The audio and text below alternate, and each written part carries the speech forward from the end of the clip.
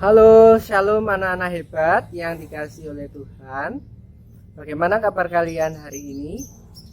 Ya, Pak Firman di sini sedang ada di halaman sekolah. Seperti anak-anak lihat, cuaca hari ini mendung, tidak ada sinar matahari yang terlihat karena tertutup awan. Nah, mendung biasanya adalah tanda bahwa akan turun hujan. Kira-kira apa ya kata Alkitab tentang hujan? Mari bersama-sama kita belajar hari ini di pelajaran pendidikan agama Kristen dan Budi Pekerti. Tema kita hari ini tentang hujan. Mari kita lanjutkan pelajaran kita. Anak-anak kelas 3 yang Pak Firman kasihi dan Pak Firman banggakan, di pelajaran yang kedua ini kita akan bersama-sama belajar tema kita, Aku bersyukur atas turunnya hujan. Nah, anak-anak, bagaimana cuaca di tempat tinggal kalian hari ini? Cuacanya panas terik atau hujan? Apa yang kalian rasakan jika cuaca hujan seperti ini? Apakah kalian senang karena bisa bermain air, bermain hujan-hujanan, atau kalian merasa sedih karena aktivitas kalian terkendala oleh hujan? Sebelum bersama-sama kita akan belajar apa kata Alkitab tentang hujan, mari bersama-sama kita lihat sedikit perkiraan cuaca kota-kota yang ada di Indonesia.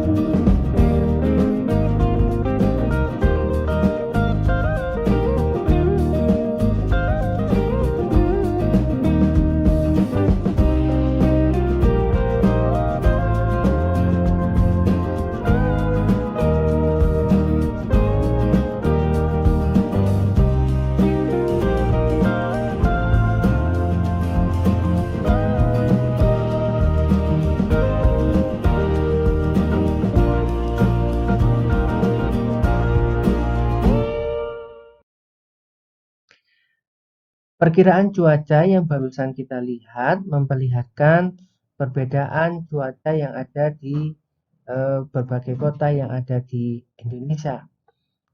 Cuaca yang ada di kota-kota tersebut bisa mengalami perubahan. Bahkan di satu kota yang sama, di waktu yang berbeda, cuaca bisa berubah. Nah, kira-kira apa ya kata Alkitab tentang hujan? Mari bersama kita membaca yang pertama dari Ayub pasal 5 ayat 10. Dia memberi hujan ke atas muka bumi dan menjatuhkan air ke atas ladang. Ternyata Tuhan memberikan hujan supaya ladang, tempat di mana para petani bercocok tanam, bisa bertumbuh dengan subur dan menghasilkan buah-buah yang baik. Bisa kita perhatikan di gambar kita, ya, perbedaannya. Sawah yang kering lalu kemudian disiram oleh air hujan, lalu kemudian ketika dipakai untuk bercocok tanam menjadi tempat yang subur. Nah, yang kedua kita baca dari Mazmur 74 ayat 17. Engkaulah yang menetapkan segala batas bumi, musim kemarau dan musim hujan, engkaulah yang membuatnya. Ternyata cuaca itu menjadi penanda batas antara satu musim dengan musim yang lain. Biasanya kita mengenal ada 4 musim, yaitu musim dingin, musim gugur, musim panas, dan musim semi. Untuk saudara-saudara kita yang ada di belahan Eropa dan belahan sebelah utara. Tetapi bagi kita yang ada di Indonesia hanya mengenal dua musim, yaitu musim kemarau dan musim hujan. Yang ketiga, kita membaca dari Yeskiel 34 ayat 26. Aku akan menjadikan mereka dan semua yang di sekitar gunungku menjadi berkat. Aku akan menurunkan hujan pada waktunya. Itu adalah hujan yang membawa berkat. Seperti bacaan yang kedua tadi, ya, cuaca itu menjadi penanda waktu, ya, yang bisa kita pelajari bersama. Biasanya kalau sudah memasuki musim hujan, berarti para petani akan bersiap-siap untuk bercocok tanam dan musim-musim yang lain, ya, sesuai dengan musimnya, yang menjadi penanda bagi manusia untuk melakukan aktivitas-aktivitasnya. Nah, yang selanjutnya, yang keempat, kita membaca dari Zakaria pasal 10 ayat 1.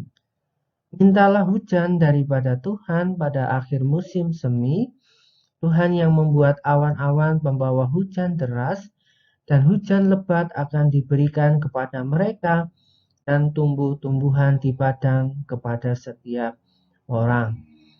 Nah, bacaan ini mengingatkan kepada kita bahwa Tuhanlah yang berkuasa untuk menurunkan hujan yang ada di dunia ini. Oleh sebab itu, Tuhan menghendaki supaya kita hanya meminta kepada Tuhan, yaitu berkat hujan. Satu-satunya kita minta hanya kepada Tuhan, bukan kepada yang lain. Karena Tuhanlah yang memiliki kuasa untuk menurunkan hujan yang bermanfaat, yang menjadikan berkat bagi kehidupan kita. Dari ayat-ayat Alkitab yang barusan kita bersama baca dan pelajari, kita dapat menyimpulkan bahwa hujan adalah anugerah yang mendatangkan banyak manfaat bagi semua makhluk. Ingat, hujan adalah anugerah atau hujan adalah berkat bagi semua makhluk, bukan hanya bagi manusia. Ya, hujan mendatangkan berkat bagi tumbuh-tumbuhan supaya bisa bertumbuh dengan subur, menghasilkan buah yang baik, yang juga buahnya bisa bersama-sama kita nikmati. Hujan juga menjadi sumber bagi mata air yang bermanfaat bagi kita sebagai air minum dan juga untuk kegiatan-kegiatan yang lain. Selain itu, air juga bermanfaat bagi pembangkit listrik tenaga air yang dapat menghasilkan listrik yang bisa kita nikmati untuk melakukan aktivitas sehari-hari. Samping itu, yang paling utama adalah bahwa air ya bermanfaat bagi keberlangsungan kehidupan yang ada di bumi ini. Oleh sebab itu, mari kita mensyukuri ketersediaan air yang diberikan oleh Tuhan melalui hujan dengan cara: satu, kita bijak menggunakan air atau penghematan. Menggunakan air secukupnya, jangan sampai kita biarkan terbuang dengan percuma. Yang kedua, kita mengurangi pencemaran air yang ada di lingkungan sekitar kita. Jangan sampai kita membuang sampah di sungai, di tempat-tempat dengan sembarangan sehingga mencemari ketersediaan air yang ada di sekitar kita. Nah, yang ketiga, dengan membuat resapan tanah. Resapan tanah sangat penting untuk menjaga ketersediaan air tanah. Dan yang selanjutnya masih ada kaitannya dengan poin yang ketiga, yaitu penghijauan lingkungan. Ya, ternyata pohon-pohon itu memiliki manfaat untuk mengikat air tanah, sehingga air yang ada di sumber-sumber di dekat kita masih dapat terjaga. Dan ada banyak hal yang lain yang bisa kita lakukan untuk mensyukuri akan nikmat Tuhan melalui air yang diberikan melalui hujan. Wah, ternyata hujan memang diciptakan oleh Tuhan untuk menolong, memenuhi dan memperlengkapi kehidupan kita. Hujan menjadi sumber air yang bermanfaat bukan hanya untuk kita manusia, tetapi untuk semua ciptaan. Jadi mari kita bersama-sama bersyukur untuk setiap hujan yang Tuhan berikan bagi kita.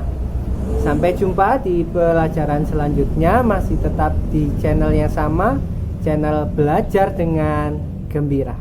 Semangat untuk belajar, anak-anak Tuhan. Kita jadi anak-anak hebat. Tuhan memberkati kita sekalian. Amin.